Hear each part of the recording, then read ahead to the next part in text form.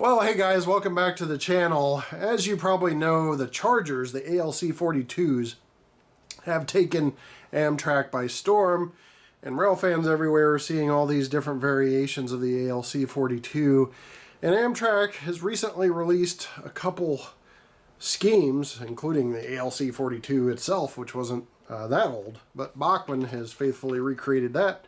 We're going to take a look at that in a couple different variations here. Now, this is called Day 1 scheme. It was like the very first paint scheme ever applied to an Amtrak locomotive, and an Amtrak scheme anyway. And then here's another more modernized scheme we'll take a look at in these locomotives from Bachmann, starting next.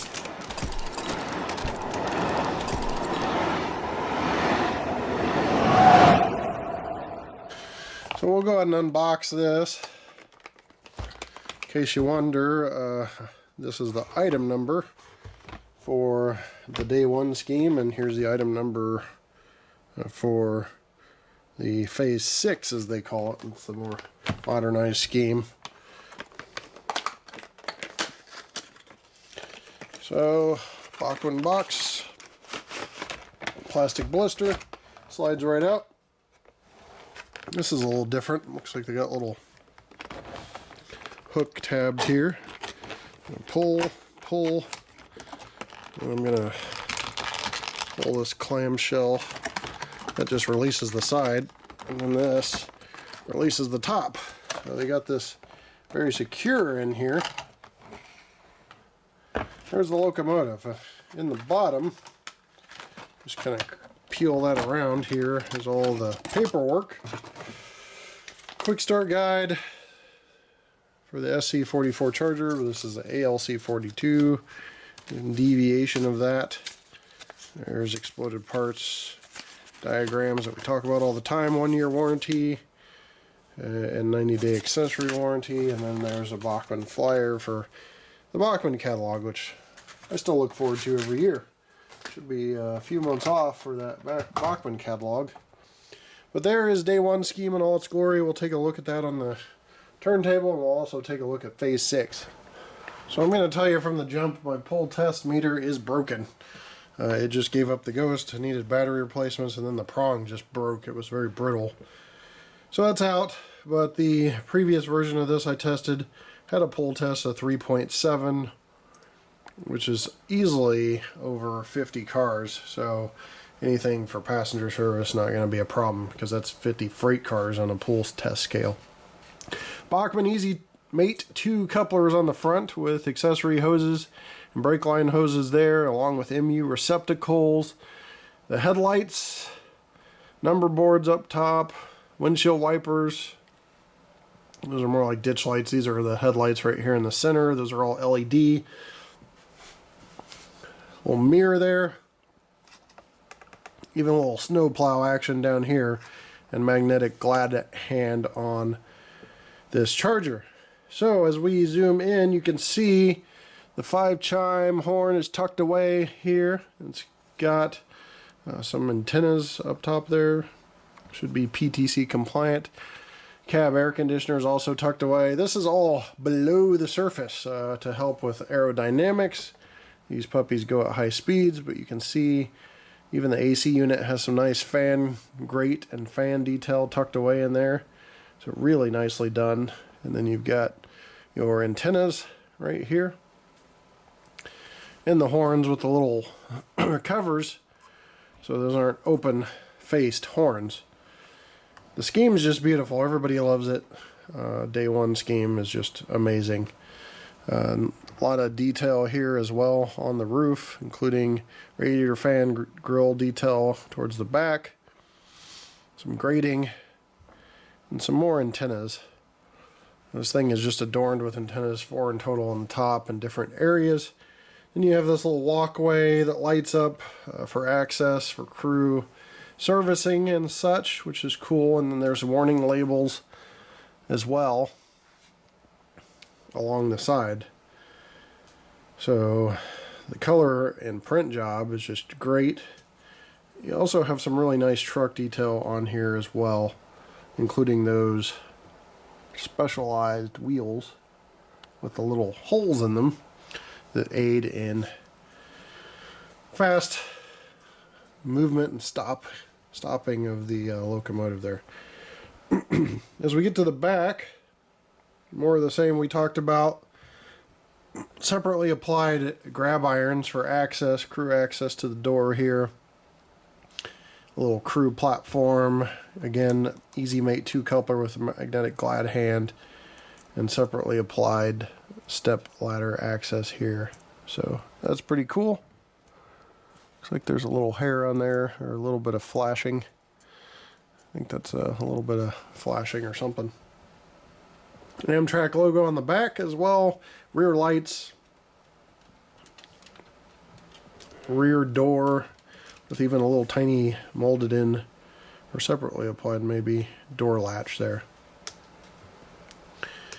As we come up the side, there's also crew access steps here that there's no separation between them, but I don't know that they're necessarily molded on. They could be separately applied parts. More warning labels and such. See if I can zoom in on that, because I bet you it's legible or near legible, especially if you're in 1080p in full screen. You should be able to see all that. So hard for me to tell with my old eyes, but I can tell you there's lots of warning labels, lots of detail. US flag there on the side, and ALC-42 is definitely legible, along with all the larger stuff. Amtrak 50th anniversary, that's what kind of kicked off this paint scheme, was the 50th anniversary for Amtrak. So as we zoom out, you can see a side profile, crew access door of the cab, which is pretty cool as well. And just a beautiful locomotive. A lot of people are just ranting and raving about, you know, how pretty it is. It's just a pretty locomotive, you know, and to be able to have that in model form so quickly from when it was produced and released is also awesome. You know, a lot of times I've been in model trains for 10 years and you have to wait forever for something to come out. Sometimes it was brass only because of that. So now we're going to take a look at the other model. And you know, you may be asking yourself, when was the actual 50th anniversary? Well, May 1st of 1971. And these, you know, were basically released at the end of 2001. So they got out, or 2021. So they got out in the 50th year. But May 1st, 1971, the first Amtrak train actually went from New York to Philadelphia.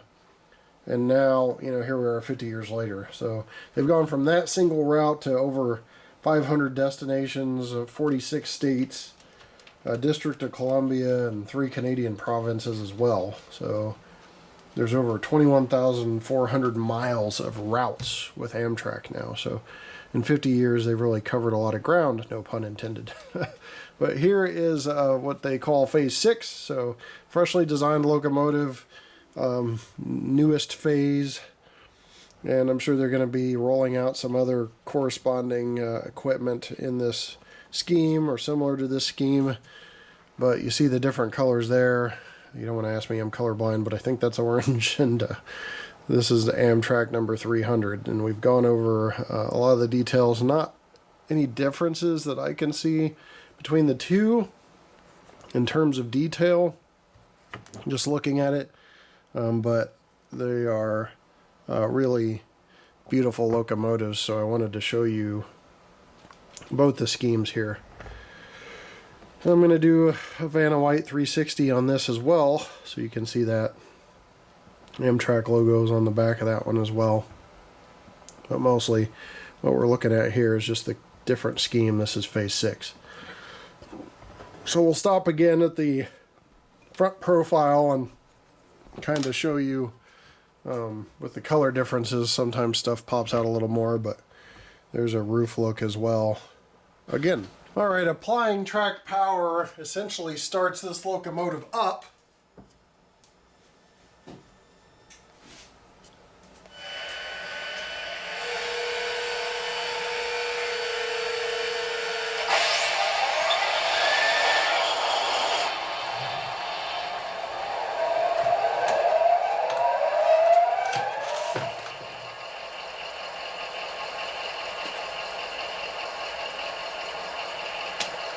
So there's your startup sequence. Now what you're dealing with in here is a TCS limited function sound decoder.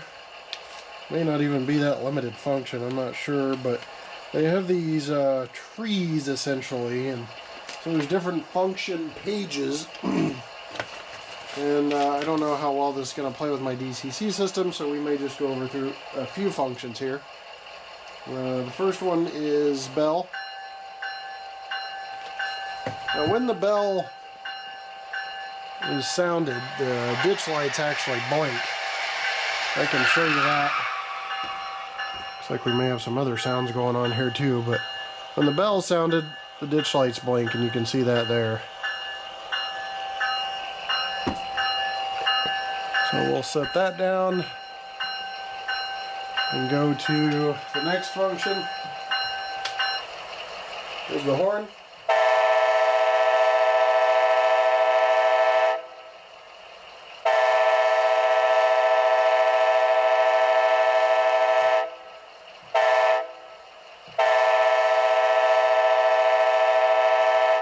The ditch lights will blink on that horn too, and then there's a short horn. Then there's a whoosh sound, F4. You actually have to be moving when you do that.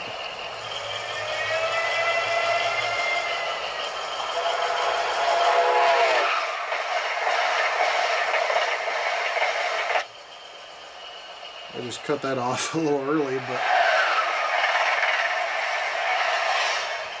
that is the whoosh sound. And then F5 is strobe lights in light mode, but train brake otherwise.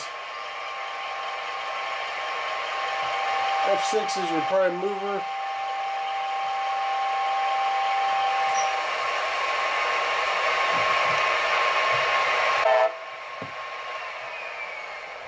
Alright, I was taking off the short horn there. F7 dims the headlight, and F8 is mute, or rotate from light to sound mode. So we'll do that. We'll go to light mode here. Light mode active. Function page 2. And this is how you go to different function pages too. You function through F8, and that will function through the pages. Function page 1. So let's see here. Light mode. I think it's pressed twice in a row with F8. Light mode active. Alright, well, TCS, different function trees, pretty neat. Takes some getting used to though. You can do different things with the same 8 functions though, so it's nice that you don't have to go to, you know, different higher function levels. So function page 2. So for example, on function page 2, there's manual notching up and down, coupler close. You know, there's coupler close right there, coupler release. There's brake release. There's traction motor blower.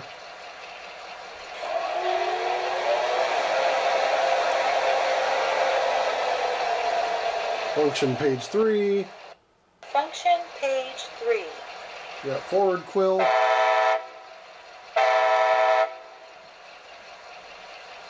Reverse quill. Stop quill. You can change the horn and bell, which I'm not going to mess with. Windshield wipers is even a sound. Station announcements departing. May I have your attention, please? Now departing on track 4, northbound train number 174. Last call for train number 174 on track 4. All aboard. May I have your attention, please? Now arriving on track 3, southbound train number 125. Please have your identification and tickets ready when boarding the train. Have a pleasant trip. So there's arriving too. So those are just some of the functions listed in this TCS sound decoder. And You know, I think TCS, the actual sound of their decoders is top notch. It's definitely in the top shelf of what's out there for sound decoders. Alright, we're going to go ahead and move this thing at 1 speed step forward so you can see how slow it's moving along, which it's very slow, and that's out of 128 on my NCE Pro Cab system. There's 2, 3,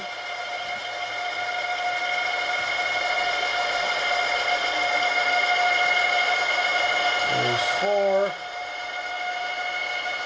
and 5. And we'll switch direction and go 1. And while we're in reverse, I'm going to go ahead and turn on this AccuTrack speedometer. This is an HO, so you'll be able to see how slow it goes. Now, I'm not going to do speed step 1 because we'll be here until midnight. So let's go ahead and go up to speed step 5. It gives me a good reference point. And usually what you'll find is it's definitely smoothed out at speed step 5, even though this one has really smooth speed control at 1 or 2. But even at 5, it's 2.8 miles an hour. So if we were down to, you know, speed step 2 or 3, I bet you we'd be around 1 scale mile an hour. Which, what the heck, let's go ahead and check. This is speed step 3 out of 128 on my NCE Pro Cab system. So we're moving at 3 speed steps out of 128 again. And any second now we'll get a register of what that is. Definitely smoothed out at that speed. So there you go, 1.3 miles an hour. So you're looking at it between 2 and 3 speed steps here at 1.3. I bet you 1 speed step's going to be like a third of a mile an hour. It's just crazy slow speed control, which is great for us modelers. Wanted you to get a look at the rear marker lights and the walkway light for servicing on the side of the locomotive there in the dark. And also we'll swing around to the front real quick and show you the number boards, the headlight, and the ditch lights, if you want to call them that. So you can see that right there. And when you hit the bell,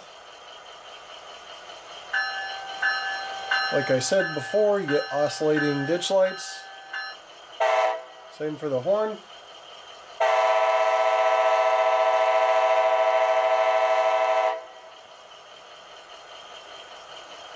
So those will go on for a few seconds that way. Now the short horn, they stay steady. You wanted to see the other one in action? Guess I could show that to you now. And there you go.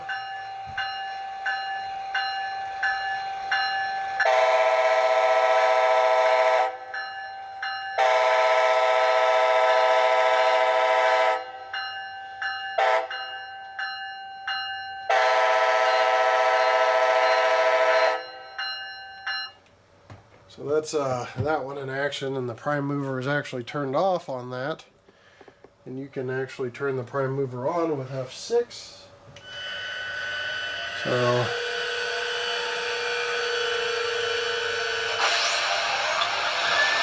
that basically starts up the prime mover. So there's the other one in motion. Now these have capacitors in them too. So if you have dirty areas of track, you can still operate without any interruption, which is a really good thing. So basically, say we just pull this off the track completely because there's a dead area track.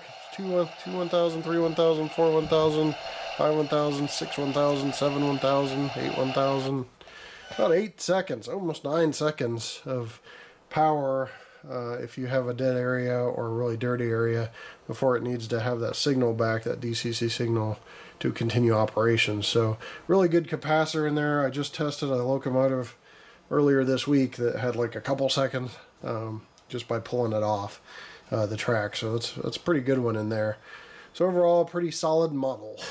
This review is getting all long in the tooth, so I'm going to wrap it up here. But your weight on these is over a pound. That's 1 pound, 1.4 ounces or 17.4 ounces, 494 grams for you European folks. So a pretty hefty locomotive. That's how you get a pulling power of about 60 freight cars in HO scale. 4.8 ounces pulling. Also, NMRA compliance was good. I checked the couplers off screen, but I can do the wheels on screen real quick since we're trying to wrap up. But the wheels were good and the couplers were good, which is rare. So NMRA compliance was top notch as well. All right, so sorry for the delay on this and some other videos, guys. I had the Rona the first, gosh, pretty much right after Christmas break all the way through the first couple weeks of January, and it was really rough. But these locomotives are great. They're well executed, they sound good, they look good, they run smooth, nice details, durable too, like parts flying around everywhere, which is nice. And they met all the NMRA standards, so really starting off the year with a really highly detailed model that's both sounds good, looks good, and operates good. And that's just what you would like to see in everything. So they did a really good job. Bachmann really did a great job with these and represented Amtrak well for their 50th anniversary, which was 2021. Thanks for watching, guys, and we'll see you next time right here on my channel. Take care.